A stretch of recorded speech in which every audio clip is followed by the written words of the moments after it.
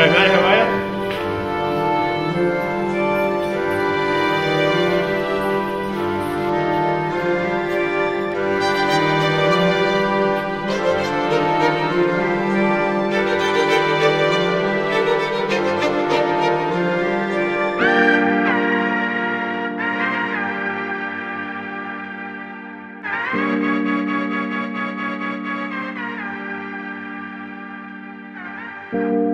So your job is to catch fish? Yes. Yes. Yes. Well, we figured you weren't going to take us to the crab best. spots. Yeah. So Dave's job is to get some footage and stuff like that.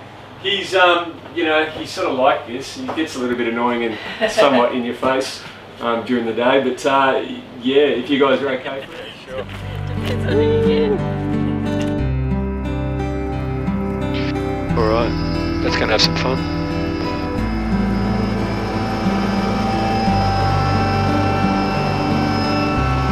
You can imagine when they first started flying helicopters out, they must have been fairly impressed with the whole experience. Yeah. I don't know about being on the first one. Yeah, that's right. I think they tied them down with rope, didn't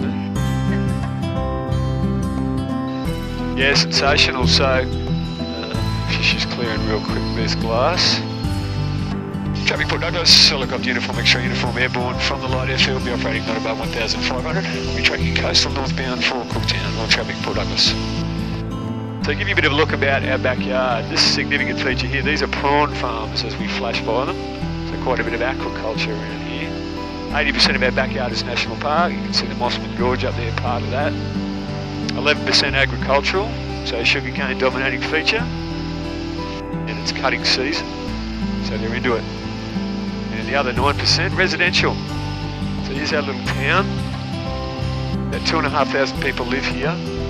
We've got well over 1 million visitors to the region a year.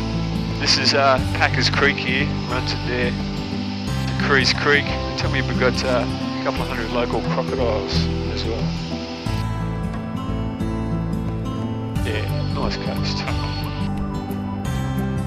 Yeah, they used to call Port Douglas Island Point. You can probably tell it's surrounded by water. Low Isles out to the east there. Baton Reef straight out. Of course, that's where Steve Irwin met his end. Look, as we go by the coast, you can see these fantastic local mangroves. So compare the quality of your mangroves to the quality of your fish, local fishing. Yeah? Good mangroves, nice healthy nurseries, a lot of your fish species. So yeah, we're fortunate being local. A little creek there is called Muddy Creek. Some fellas want me to do a heli fishing trip right here. I said, it's too bloody close, mate. Get in your boat, get out there. Little towns, Kuya, and then Newell, the other side of the Mossman River there. Most people that live here are into a bit of farming, or they commute into Mossman or into Port Douglas. And a relatively high Indigenous population in Port Douglas, and certainly in Mossman I should say more so. A lot of cultural stuff happening on the Cape, not to mention a bit of fishing. Mountains to your left are what Captain Cook called the Heights of Victory. He's obviously feeling pretty good about himself when he was tracking north. You got about through 1,000 kilometres of reef system he called the Labyrinth if you look at his maps. And then we've got the Heights of Victory, you know, and Mount Aspiring, stuff like that. Yeah. And then of course he crashed into Endeavour Reef. And then we get Weary Bay, Cape Tribulation, Black Mountain. All would have been pear-shaped for the man. This beach is an interesting one, Rocky Point Beach. They film a lot of movies here. The Pacific, there's that, you know, following the Band of Brothers, that series, that was filmed here. So if it looks pretty awesome in front of you, it should. That mountain up there is called Thornton Peak. The foothills of that mountain resides the oldest rainforest on the planet. Yeah, 135 million years old. So before dinosaurs and after dinosaurs. There's a couple of dinosaurs still around. We've still got a few crocodiles and a big cassowary. Do these waterways get fish much?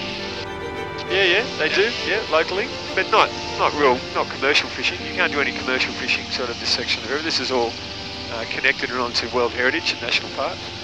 But yeah, you'll certainly get your local fellas out there having a stab. Wrestle the crocodile, you know. The Daintree River, as it flows underneath that cloud line, all the way up behind those mountains there. Is known to be one of the most pristine habitats in the world for crocodiles. One of the reasons is the headwaters, and certainly further up that valley you can't get to it unless you're in a helicopter.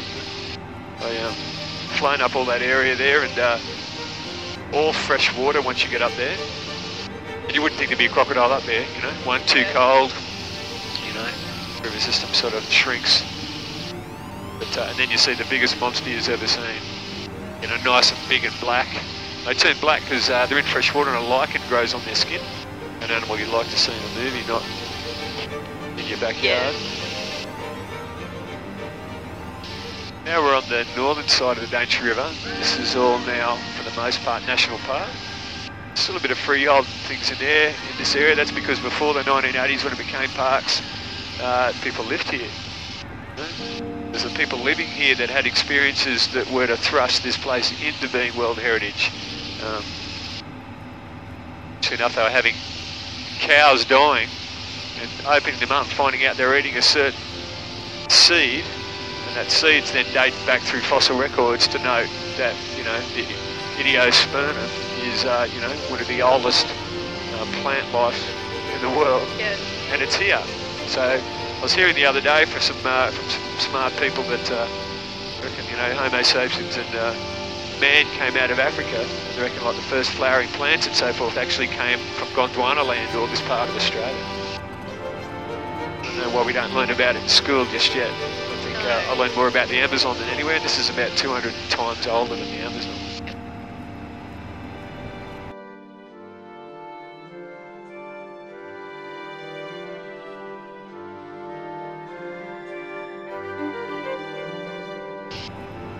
Average rainfall about 7 metres. That's a lot of rain, eh? Nice waterfall underneath us there. Most of it falls between sort of just after Christmas and up to but now actually. Yeah. About yesterday. Is there walking tracks in amongst all this? No. But if it is, within, you know, 3 weeks they're covered again. So, not to say people have walked to the top of Thornton Peak and so forth, and I think there's a bit of a pilgrimage, people might try it every year. So you're in a very ancient place right now. Yeah, this is look, just an amazing looking profile of a rock here. This is a nice piece of granite. This is called Mount Peter Bight. Have people ever climbed that, Brad, as far as you know? Mate, I know a helicopter that's landed on there. Oh, yeah? Yeah, people have come up here, but again, you've got to pick the weather, and it gets quite cold up here. Every 1,000 feet you go up, you lose about 2 degrees. I have had people come up this way and get real cold, and they've got to spend the night. But I tell you what, you sit down, you talk with a few locals, and you get some stories, you know. I bet. Alright, are you still able to maintain separation Oscar Kilo Charlie? 151 DJ 5 right, maintain that separation. The coast, Brad, between here and Cooktown, looks like it's pretty much uninhabited. Would that be right? Pretty much, you know. Most of this section's parks or wet tropics, and then saying that, we come around the corner. Up here is the Blimfield River. Yep. We've also got a community in there of the Kuku-Yalanji people in a place called Wujal Wujal.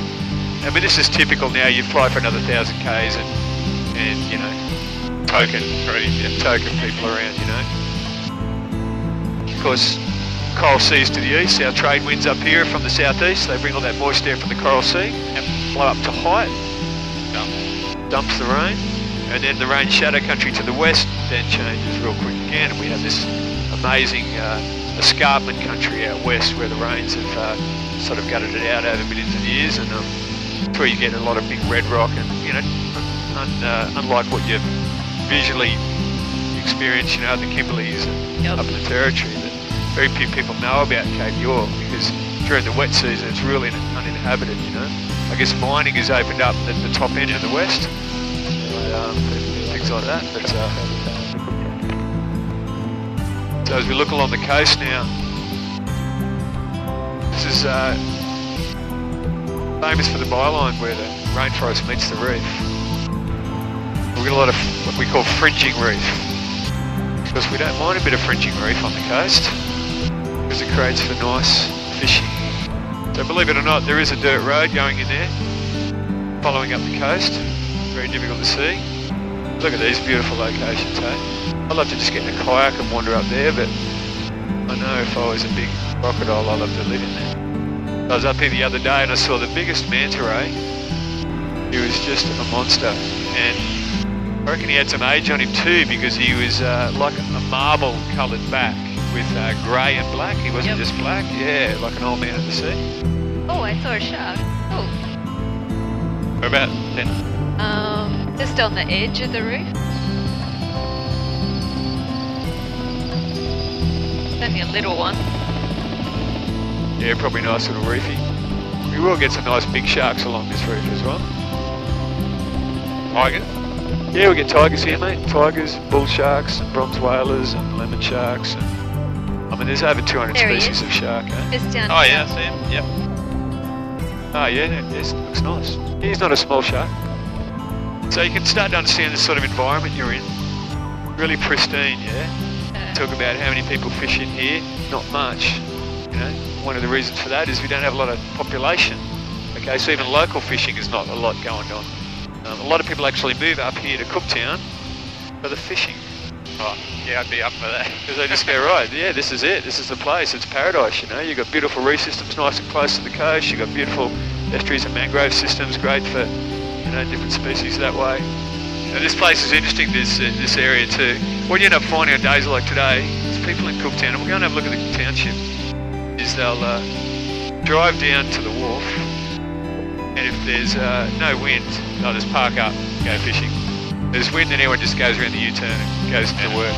I've been up here on a Wednesday, middle of the week, with people, and there's signs on the shop everywhere on gone fishing. And it's just like, seriously? And it's just really nice to appreciate that there's still places in Australia that actually live by those codes. Yeah. It's not just a story. Yeah. Love that about Australia. Yeah, I reckon Mark will probably want to come outside a little bit and pick off those reefs just to get it started. Have you guys got anything that you're really trying to target today, or any real outcome? Or are you just in it for a good time? Sure, a good time, I think. Wet a line. Nice one, mate. I like the way you put that. I was actually over on the other side of the Gulf a couple of weeks ago, and I came across this crocodile, monster crocodile, with a turtle in its mouth. Yeah. And a big turtle. We flew right down to it, like 10 feet off the water to have a look. Wow. Poor turtle's still alive, but half his little body was outside the shell. He'd been smashed open. Give you the idea how strong these crocodiles are. But, yeah, I always sort of wondered how crocodiles ate turtles, but there you go, smashed straight through the shell. We might throw in a line over here, eh? Sounds good to me. Can't just be flying all day, mate. Yeah, this is nice. Nice fishing country here.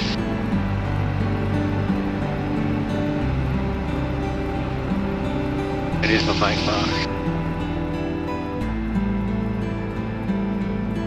And often with a lot of heli fishing trips, we just go up from estuary to estuary. So that we get a boat together. That way we're set up for a few different conditions.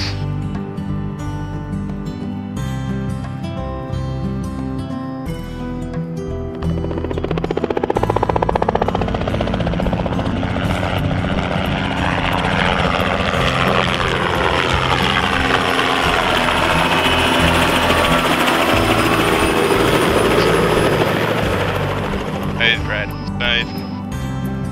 They call me Silk Dane.